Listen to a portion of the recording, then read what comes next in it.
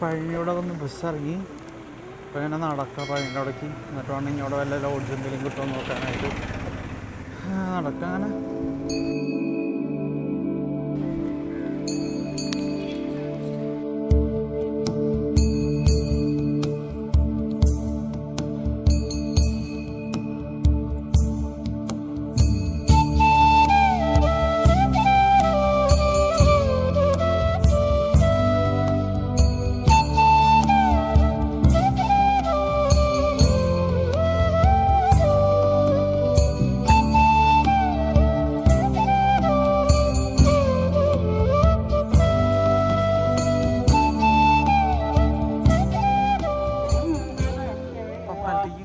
നടന്നുകൊണ്ടിരിക്കുക.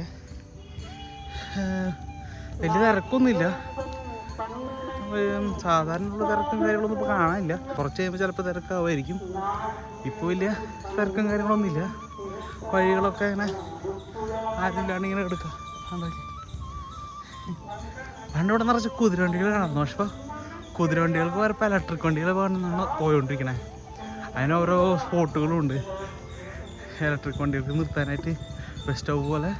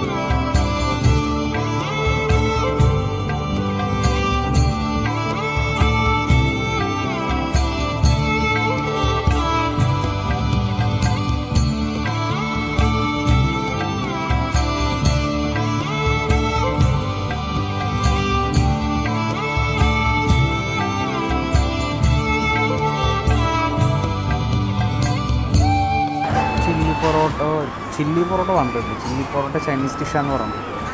പൊറോട്ട എപ്പോഴാ ചൈനയിൽ എനിക്ക് അറിഞ്ഞൂടാ, നോക്കാം.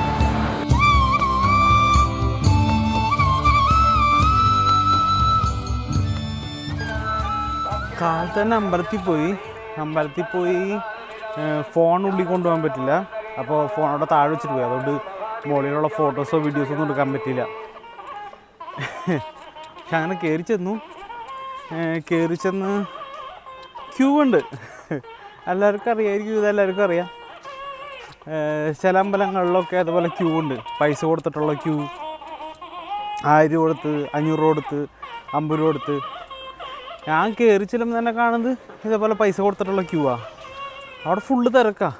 അപ്പം ഞാൻ വിചാരിച്ചു പണി പാളി, ഇന്നൊന്നും അവിടെ തൊഴുതിട്ട് പോരാൻ പറ്റില്ലെന്ന് വിചാരിച്ചു. പക്ഷേ എൻ്റെ ഓർമ്മയിൽ എവിടെയോ ഇങ്ങനെ ഫ്രീ ക്യൂ ഉണ്ട്, ദർശനത്തിനുള്ള ക്യൂ ഉണ്ട്. അപ്പോൾ ആ ഒരു ഓർമ്മ വെച്ചിട്ട് ഞാൻ ഫ്രണ്ടിലോട്ട് തന്നെ നടന്നു. അപ്പോൾ നോക്കുമ്പോൾ സൗജന്യ ക്യൂ എന്നുള്ള വഴി അടച്ചിട്ടേക്കാം. പക്ഷേ സൈഡിൽ ചെറിയൊരു ഗ്യാപ്പ് ഉണ്ട് പോകാനായിട്ട്. കുറച്ച് പേര് അങ്ങനെ പോകാൻ ശ്രമിക്കുന്നുണ്ട്. അപ്പോൾ അവർക്ക് പോകാൻ പറ്റാത്ത എന്തോ അവർ തിരിച്ചു പോകുന്നു. പോകാൻ പറ്റാത്ത കാരണം എന്തോ തിരിച്ചു പോകുന്നു.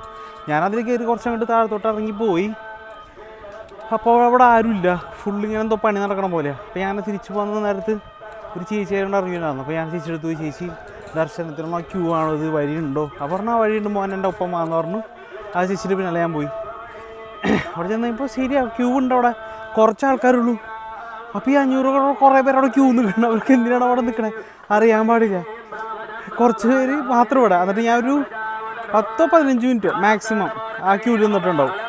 അങ്ങനെ നേരെ കയറി സുഖമായിട്ട് കയറി തൊഴുതു ഇങ്ങോട്ട് പോന്നു.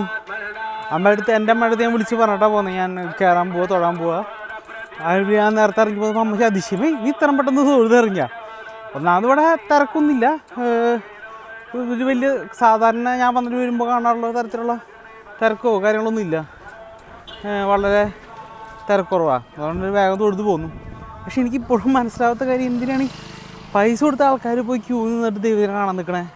ഇവിടെ വന്നിട്ട് കുറേ പൈസ ഭണ്ഡാരത്തിൽ ഇടുന്നുണ്ട്, അല്ലാണ്ട് ഇടുന്നുണ്ട്.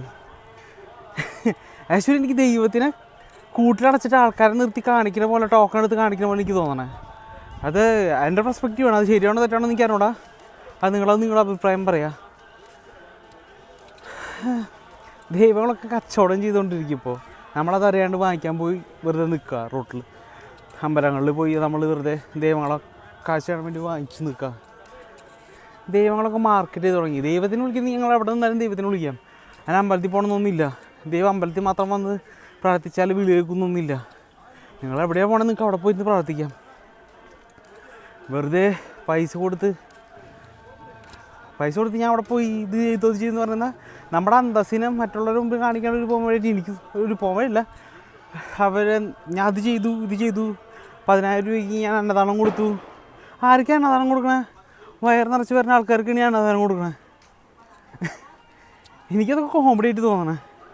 ദൈവത്തിനെ വിശ്വസിക്കണം, ദൈവത്തിനുണ്ടെങ്കിൽ ദൈവത്തിന് വിശ്വസിക്കുക.